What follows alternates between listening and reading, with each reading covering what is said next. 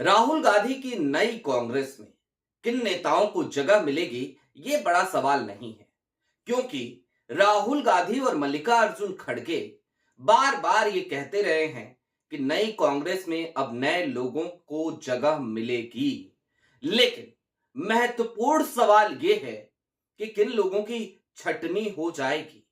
और उससे भी आगे का प्रश्न ये है कि क्या कुछ संकेत अभी से मिलने लगे हैं नई कांग्रेस के।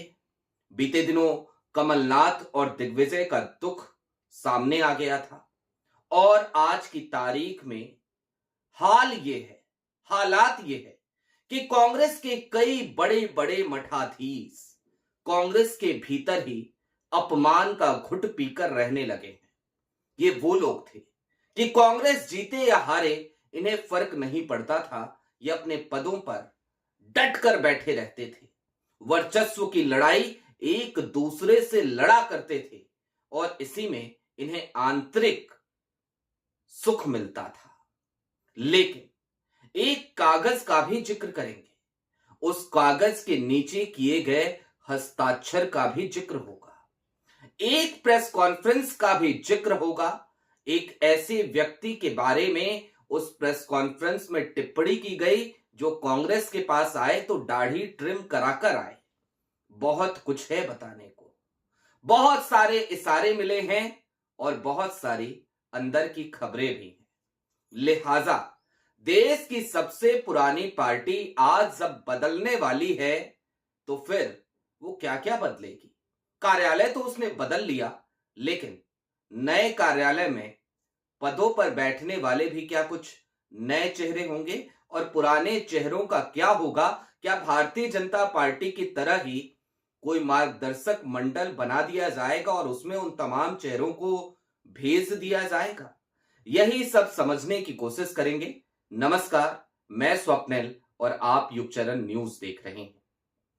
सबसे पहले तो वही अपील, चैनल पे नए हो तो अभी नीचे सब्सक्राइब का बटन है, सब्सक्राइब कर लीजिए, क्योंकि यहां आपके और हमारी मुलाकातों का सिलसिला लगातार जारी रहता है।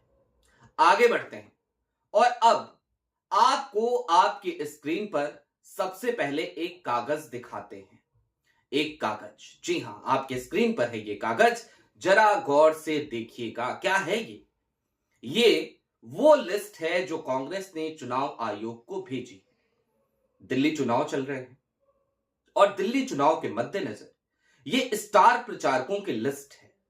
लेकिन इस लिस्ट के नीचे जो दस्तखत है उसका जिक्र करना बड़ा जरूरी है। आपकी स्क्रीन पर इसी पत्र के नीचे का हिस्सा दिख रहा है। क्या लिखा है, किसके दस्तखत हैं? सचिन पायलट। कौन है सचिन पायलट? ठीक बात है, दिल्ली चुनाव में दिल्ली के ऑब्जर्वर बनाए गए हैं। ठीक बात है, कांग्रेस के महासचिव भी हैं, कांग्रेस के बड़े नेता भी हैं। लेकिन इससे पहले बड़ा मुश्किल आपको मिलेगा ऐसी कोई सूची खोजने में, बड़ी मुश्किलात का सामना करना पड़ेगा जहां पर किसी ऑब्जर्वर के सिग्नेचर से स्टार प्रचारकों जैसी महत्वपूर्ण लिस्ट जारी की जाती हो। इस बार ऐसा हुआ है और इस दस्तखत से एक कयास लोग लगाने लगे कि will Sachin Pilot is going to replace KC Venugopal. अब केसी वेणुगोपाल को रिप्लेस करने की बात क्यों? लंबे समय से केसी वेणुगोपाल अपने पद पर बने हुए हैं और जब से केसी वेणुगोपाल अपने पद पर हैं तब से लेकर अब तक कांग्रेस के संगठन में क्या बदलाव हुए। केसी वेणुगोपाल का पद क्या है जानते हैं आप? दरअसल वो जनरल सेक्रेटरी हैं of organization, general secretary organization, GSO हैं कांग्रेस के, संगठन महासचिव हिंदी में कहते हैं। लेकिन कांग्रेस की आज की तारीख में सबसे ज्यादा दुखती हुई रग क्या है? तो सबसे ज्यादा दुखती हुई रग है कि देश में 90% जगहों पे उसका संगठन या तो बना नहीं और बना तो कांग्रेस के हाईकमान से हमेशा अछूता रहा। संगठन की कोई पूछ नहीं होती, संगठन एक्टिव नहीं रहता, संगठन जनता के बीच जाता ही नहीं।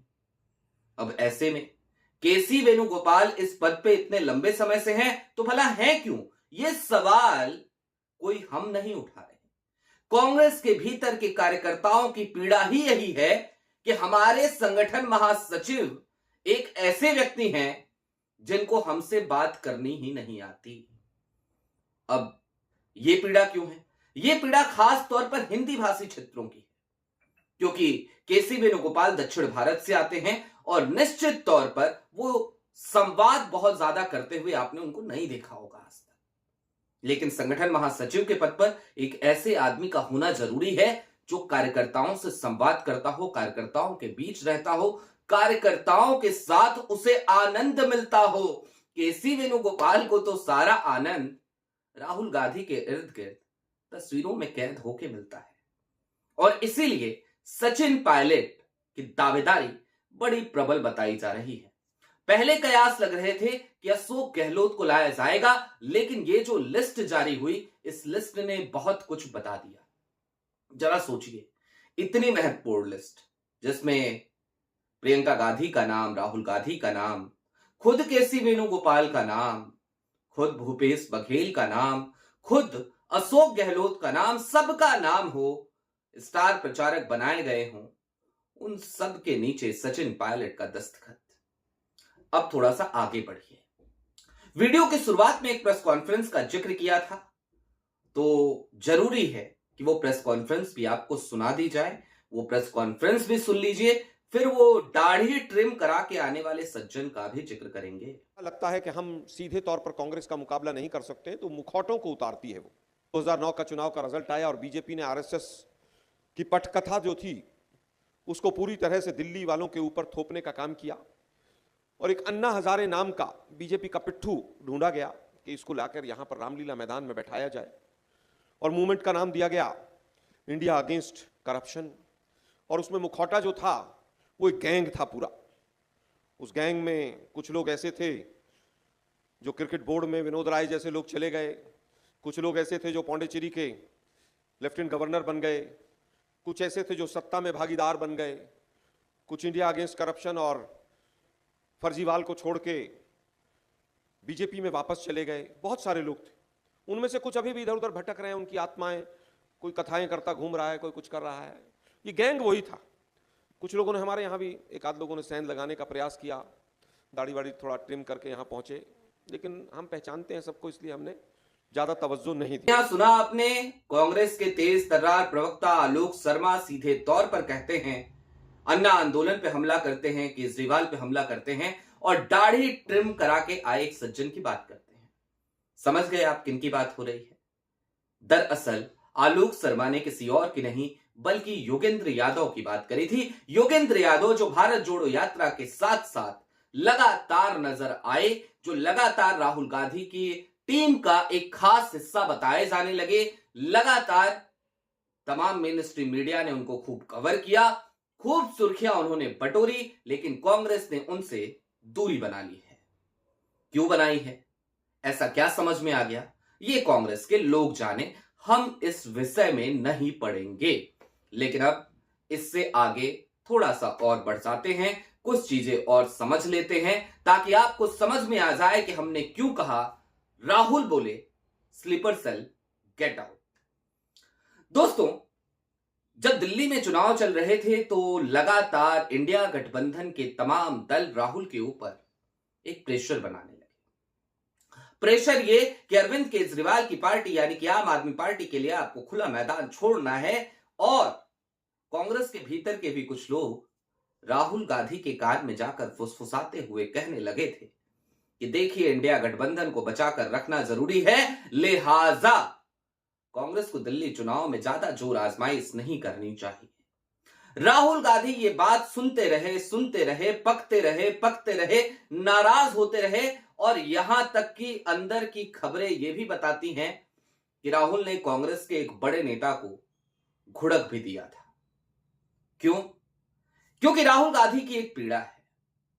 अगर इंडिया गठबंधन को ही बचाते रहे तो कांग्रेस के अस्तित्व का क्या, और यदि दिल्ली में सरेंडर कर गए तो फिर तो पूरे देश में आने वाले हर चुनाव में ऐसे ही कांग्रेस को सरेंडर करना पड़ेगा। और राहुल गांधी इसके लिए कतई और कतई तौर पर तैयार नहीं थे। तो राहुल गांधी ने यह डिसीजन ले लिया है कि कांग्रेस का सिर्फ कार्यालय नहीं बदला है, हम सिर्फ 24 अकबर रोड से शिफ्ट होकर अब कोटला रोड पे नहीं आए हैं, बल्कि अब एक नई कांग्रेस बनेगी। उस नई कांग्रेस में इन पुराने मठाधीशों की कोई जगह नहीं है, चाहे वो नाम कमलनाथ का हो, चाहे वो नाम दिग्विजय सिंह का हो, चाहे वो नाम भूपेंद्र हुड्डा का हो, चाहे वो नाम कितने भी बड़े नेता का हो। और आज की तारीख में भी जो लोग पदों पर बैठे हैं, मलाई खा रहे हैं, उनकी सांसें अधर में लटक गई हैं राहुल के इस नए तेवर, इस नए रुख से। बहरहाल देखना दिलचस्प होगा कि राहुल गांधी इस लड़ाई को अंतिम समय तक लड़ते हैं या फिर कि सरेंडर कर जाते हैं। जो भी होगा आप तक सबसे पहले हर खबर पहुंचाते रहेंगे। लिहाजा चलते चलते फिर वही अपील, चैनल पे नए हो तो सब्सक्राइब करते हुए जाइएगा। अभी के लिए दीजिए इजाजत, शुक्रिया।